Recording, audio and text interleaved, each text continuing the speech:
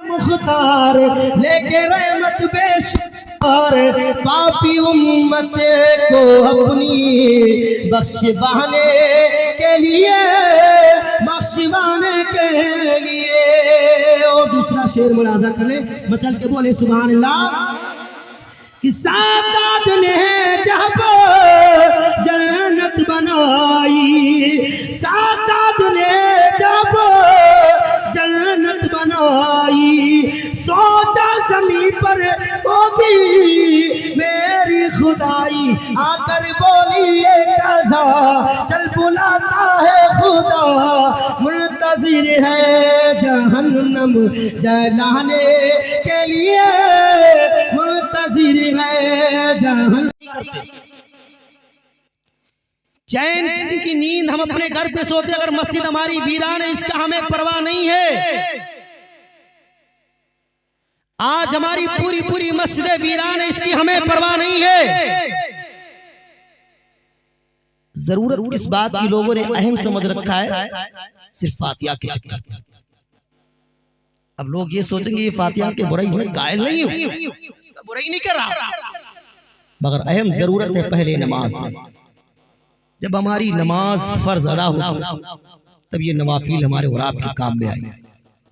मगर आज हमारे हालात इतने गिर चुके कि अगर जितनी बुराइयां देखा जाए वो सबसे ज्यादा हमारी कौमियत में पाई जाए। हमारे हालात इतने गिर चुके कि हम आज अपने हालात को संभालने के लिए राजी और तैयार नहीं है। अगर हमारे एक भाई से दूसरे भाई का इख्तिलाफ है तो इस इख्तिलाफ के जरिए हम उसे बोलना राजी नहीं कर रहे, हम उसे बोलने के लिए उसे तैयार नहीं। क्यों? हमारी ये सोच है कि अरे वो बड़े हैं हम छोटे, हम नहीं बोले। आपने इस बात का ख्याल नहीं किया कि मेरे आका सल्लल्लाहु अलैहि वसल्लम के गम ने जब हज़रत अल्लाह के नबी सल्लल्लाहु अलैहि वसल्लम ने आयशा से फरमाया कि आयशा मेरी उम्मत ने मुझे बूढ़ा कर दिया, मेरी उम्मत के गम ने मुझे इतना गम दे रखा है। मेरे आका फरमाते हैं कि आयशा मैंने 2 रकात नमाज़े नफल इसलिए बैठ के पढ़ी कि मुझे गम ने इतना परेशान किया। आज हम इतने कायल हो चुके हैं, इस बात का हमें ख्याल है कि हमारे हालात इतने हो चुके गिरे कि हम उस बात पर राजी नहीं। आज मसलक की बात करने वाले तो बहुत है, मगर बात जब आ जाएगी मसलक की तो वो राजी नहीं। ये तो उनका कायल है कि हम मसलक आला हजरत पर चलने वाले हैं, तो मसलक आला हजरत ये नहीं है कि नमाजों को छोड़ करके तुम मसलक आला हजरत पर चल जाओगे, ये वो मसलक नहीं है। अगर मसलक आला हजरत पर चलना है तो मसलक आला हजरत की बात पर तुम्हें मानना है और कायद रहना है। मगर आज हम सिर्फ अगर पढ़े हैं तो सिर्फ बाबों के चक्कर में पढ़े। आज हमारे हालात ऐसे हो गए कि अगर आज मस्जिदों की हालात देखे जाए तो हमें उससे मतलब नहीं, नमाज देखी जाए तो उसे हमें कोई मतलब नहीं।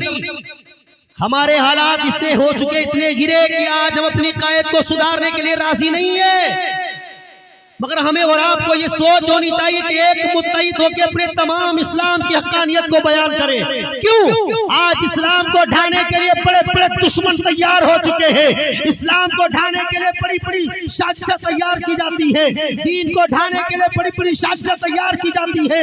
मगर अल्हम्दुलिल्लाह तमाम मसलकों से हक हमारा मसलक है, तमाम दीनों से बेहतर हमारा दीन है, इसलिए ढाने वाले ढा गए। मसलक हमारा कल भी था, अल्हम्दुलिल्लाह आज भी हमारा मसलक कायम है, मगर हमारी सोच सबसे अलग है। दीन के मसाइल से हम बिल्कुल पीछे।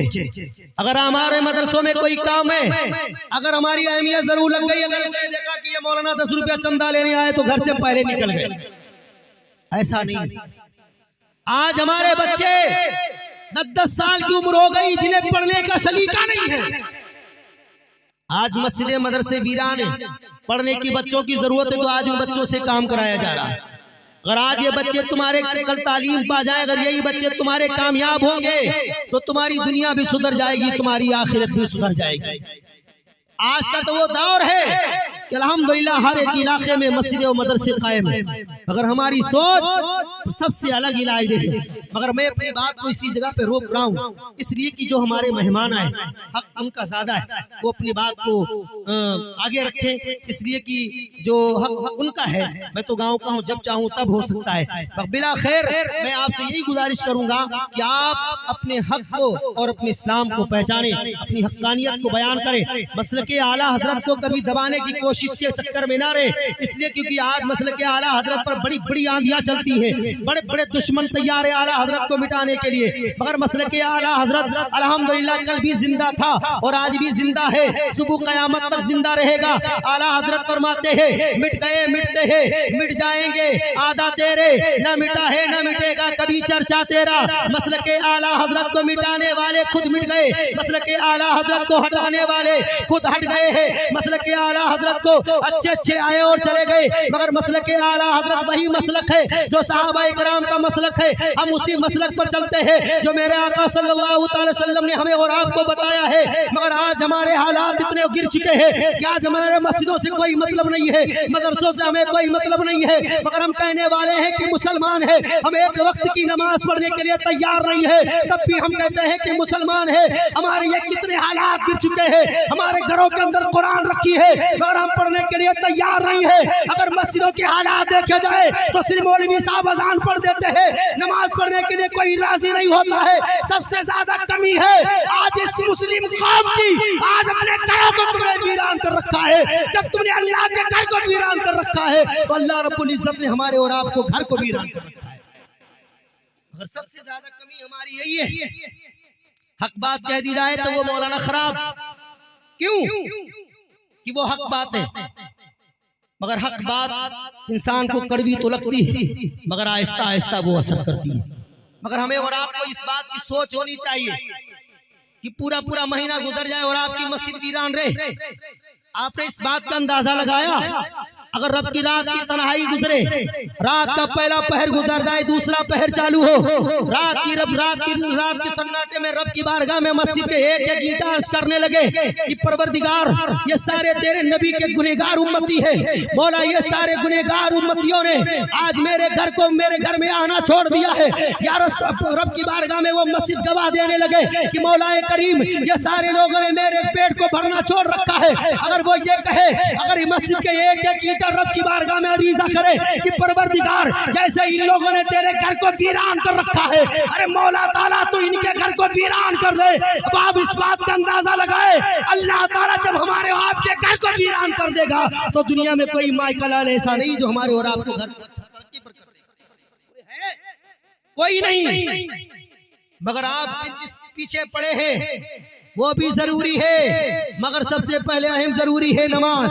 अगर हमने नमाज को छोड़ रखा है तो हमारा कोई भी वज़ाइफ हमारा कबूल नहीं है। अब ये सोचे कि नहीं हमने नमाज़ें छोड़ रखी है तो पीर साहब जन्नत दिला देंगे, नहीं। अगर कोई ये सोच रखे कि हमने नमाजों को छोड़ रखा है बाबा जी जन्नत दिलाएंगे, नहीं। इन बाबों के चक्कर में पड़े, जब तुम्हारी नमाजें कबूल हो जाएंगी रब की बारगाह में तभी अल्लाह ताला तुम्हारे हर एक वज़ाइफ को कबूल करेगा। जब तुमने सारी नमाजों को छोड़ रखा है अब तू सोचो कि सुबह बाबा साहब आएंगे जन्नत दिलाएंगे, ऐसा नहीं है। मगर मेरे भोले भाले सुन्नी मुसलमानों, जरूरत ये है कि सबसे पहले नमाज को अदा किया जाए। जब तुम्हारी नमाज रब की बारगाह में कबूल होगी तो हर एक वज़ाइफ अल्लाह ताला तुम्हारे ऊपर। मगर हमारे और आपके ये ख्याल ऐसे हक बात कहने से कभी ना दबे। क्यों? आपसे मेरी यही गुजारिश है, जो मस्जिदों को आपने वीरान कर रखा है बिला खैर आप अपनी मस्जिदों को कोशिश करें कि वक्त पर वक्त की नमाज पढ़े। अगर 5 वक्त में नहीं पहुंचते तो कम से कम कुछ वक्तों पर जरूर पहुंचे। मैं अब अपनी इस बात को इसी जगह पर रख रहा हूँ।